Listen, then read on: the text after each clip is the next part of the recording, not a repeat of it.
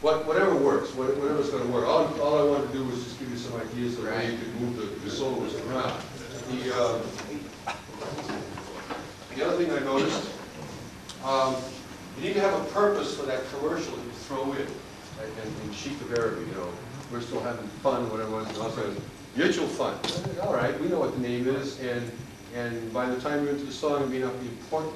If you're going to set up a punchline, it's got to have something that really comes out of the blue and gets you. That punchline just sort of laid there and went, and nothing really happened.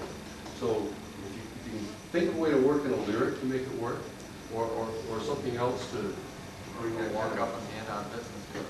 I wouldn't do that, that'd be a little too long. Order of songs. What do you think of the order of the songs that they had? Pretty good. Yeah.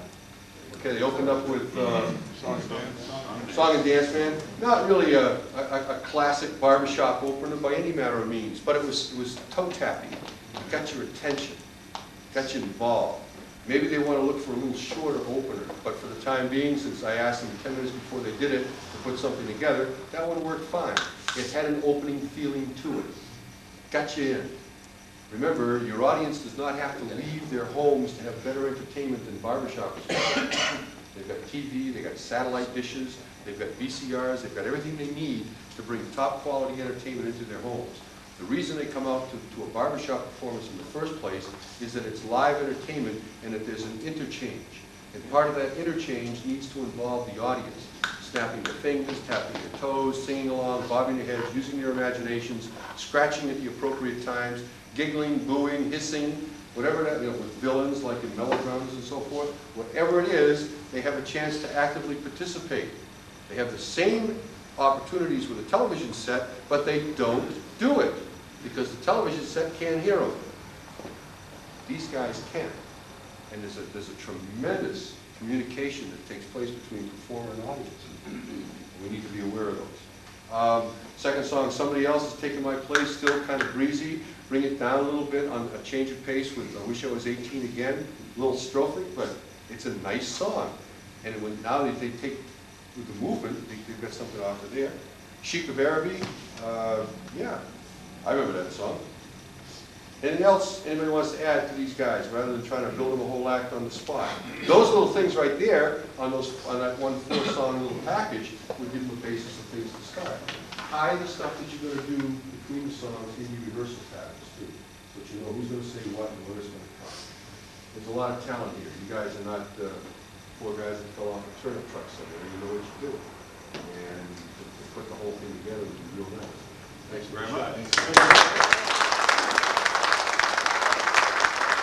Our society is one of the few musical organizations that has its own performance style manual. It's called Successful Performance for the Quartet and Chorus.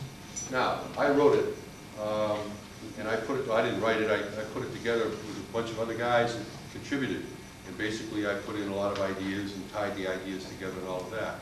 But quite frankly, what we're doing with this book is far ahead of a lot of other musical organizations. If you haven't got a copy, or you're seriously thinking about putting a quartet together, I strongly urge you to get one of these. Not because I'm the one who's responsible for it, but because the information contained in there is vital and it's good. Stock number 4055. They're available for $10, 9 if I autograph. And I do have a review coming up, and please remember, the quality of person is not strange. Drop it as a gentle rain. Any questions or anything else you would like to know? Need one more quartet. Need one more quartet right now. A lead, a baritone, a tenor, and a bass. It's called a quartet. Okay, what do we got? Bass. Bass? Baritone. Where are the leads tonight? Baritones and basses are out doing leads. Come on, leads, let's go. What do you got? All right. We have a lead that's going to need a tenor real quick. You better make one. Come on. Come on, one tenor. One tenor. Reese, come on up here before you break the fireplace, too. What are you singing? Isn't it amazing? You ask 4 guys to sing, and they all know that they're being asked to sing, and they step up there, and all of a sudden, a new revelation comes. We got to pick a song. Why don't you pick 4 different ones?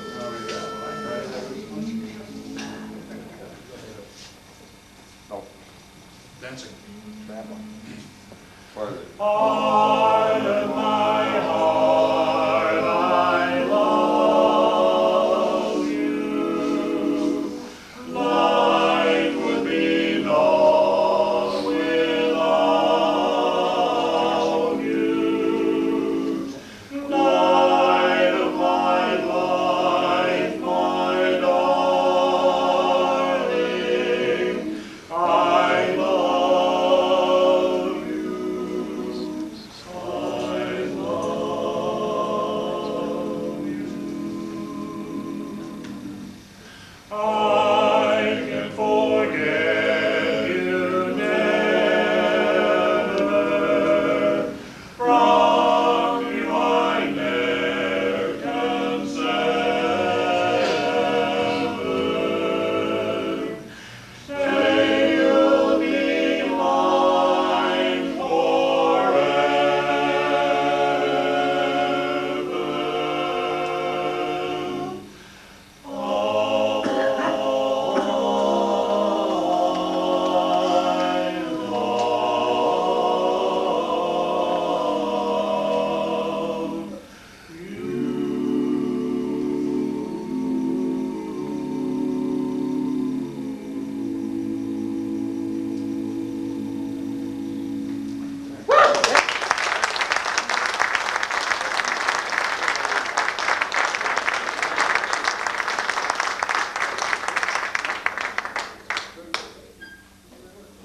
I want to share one little story before we go home. And those who want to stay around after the wood shed, I imagine you can find some place to terrorize. A lot of you guys know a great deal about who I am since I went to work on the international staff. One of the things you may not be aware of is how I got involved in barbershopping in the first place. When I was 8 years old, I belonged to a drum and bugle corps in Kittery Point, Maine. That's 2,880 miles east of here if you smell it, and about 1,000 miles north of here if you step in it. And you're there. Never buy property at low tide. And this drum and bugle corps used to go out every weekend in the summertime, and we tootle our toots and beat our little drums and drive our parents crazy. Get on the bus and we would sing 99 bottles of beer on the wall, 99 bottles of beer, until the bus driver one day couldn't take it anymore. And he pulled the bus over to the side of the road about 9 weeks before my 9th birthday. And he said, "You will never sing that song again."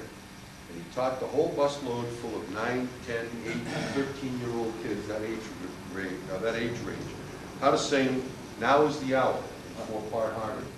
And that was my introduction to barbershop. By the time I was 13, I was in high school, and I had a barbershop quartet. The 3 guys in the drum corps and myself, and we were pretty good. We did the usual PTA, American Legion Post, Boy Scout circuit. It's quite the circuit at Kittery Point, Maine. Of course, it was the only circuit at Kittery Point, Maine. And by the time we were seniors in high school, I was 16, and we were good, and we knew it. And we knew that there was an organization for barbershop quartets, because everybody told us we were a barbershop quartet. We didn't even know what the hell we were. And they said, "There's this barbershop quartet thing. It's SPE, what's the rest of it?" Well, all we ever got was, it was a lot of letters and SPE, so we referred to it as special, because the word special began with SPE and had a lot of letters in it. And we were looking for special. And my dad owned a bunch of cabins on the coastline of Kittery Point, Maine, and people used to drive up and rent the cabins.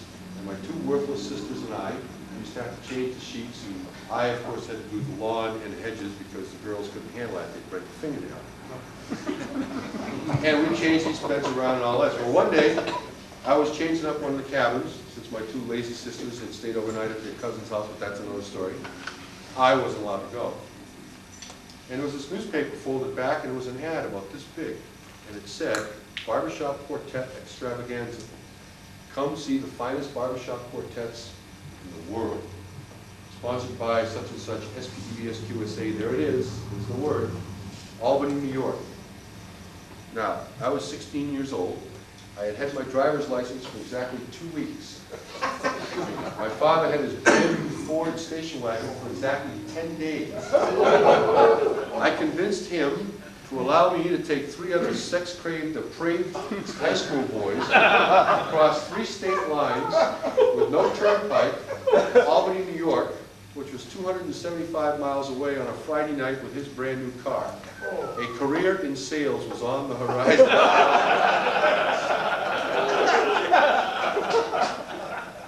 And off we went. Well, I'm telling you, we got out of school Friday afternoon, we were torqued. We were absolutely torqued. We were going to be able to find music, we were going to be able to find fellowship, we were going to find people who wanted to do what we liked, even though we weren't exactly sure what it was. And we drove all the way out there, we got in the place, found the theater, got there about 45 minutes before the show started, and there was these 4 old guys standing over in the corner, and they were singing Bright Was the Night. So help me God, walked in, Bright was the night, just as tight. And we stood there, and we were in heaven, man. These guys were singing. We waited until they were through singing, and we said, that's great, can we sing one? No. Okay, can we buy some music? No. How do we get to join this organization? You can't. I was 16 years old, I had all the answers. Just most of the questions I didn't understand. And so we went inside, we asked some other people, and they literally ignored us. So we watched the first half of this show in Albany, New York, which looked and sounded like a train wreck. It was awful. I mean, those 4 guys standing on stage could not find pitch if they ran their hands up and down a pine tree.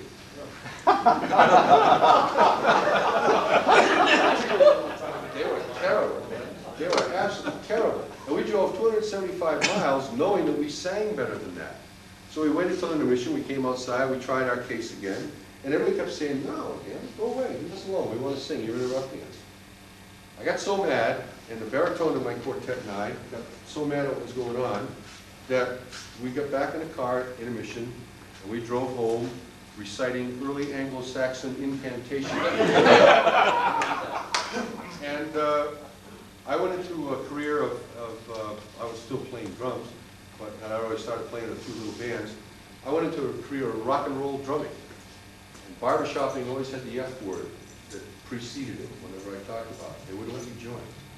And I believe it or not, I still got the ad from that particular thing that my mother had put away for me. She's dead now. And so we found it after she died. And there was this ad all saved up and in a scrapbook that she'd put together. And it really pissed me off, because that was the only opportunity I ever had to see the Buffalo Bills live. And I walked out before they were on. Anybody that wants to do anything regarding quartetting has got my immediate and undivided attention. And I hope that this experiment, or whatever you want to call it, goes on for a long, long time. I don't know if it was your idea, Larry, to put it together, or you had help doing it, or who the committee is that came up with it, or how it started, or anything. But whoever did it, don't stop doing it. Guys like yourselves don't have to be the greatest singers in the world to enjoy a quartet.